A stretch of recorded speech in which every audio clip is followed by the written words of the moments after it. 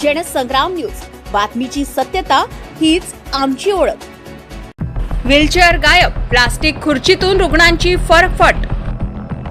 वर्धा जिल्हा रुग्णालयात रुग्णांचे हाल, प्रशासन झोपेत. आरोग्य व्यवस्थेचा बोजवारा, वयोवृद्ध रुग्णांना प्लास्टिक खुर्चीचा आधार. गोरगरिबांसाठी रुग्णालय सुविधा शून्य.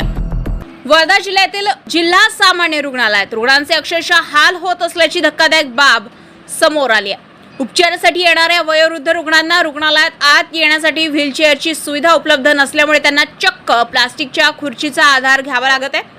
आरोग्य सेवेसाठी असलेल्या या महत्त्वाच्या केंद्रात अशा प्रकारची गैरसोय उघड झाल्याने प्रशासनाच्या कार्यक्षमतेवर प्रश्नचिन्ह उपस्थित होत आहे.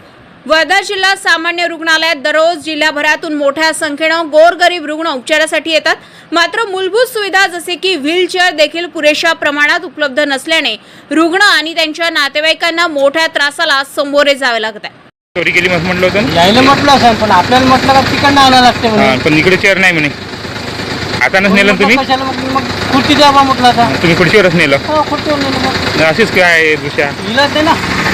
विशेषतः वयोवृद्ध आणि गंभीर अवस्थेतील रुग्णांना रुग्णालयाच्या प्रवेशद्वारापासून वार्डपर्यंत नेणे अत्यंत कठीण होत असून या प्रकारामुळे रुग्णांच्या जीवितालाही धोका निर्माण होऊ शकतो. या पार्श्वभूमीवर जिल्हा शल्य चिकित्सक आणि संबंधित प्रशासन याकडे लक्ष देणार का, असा सवाल नागरिकांकडून उपस्थित केला जात आहे.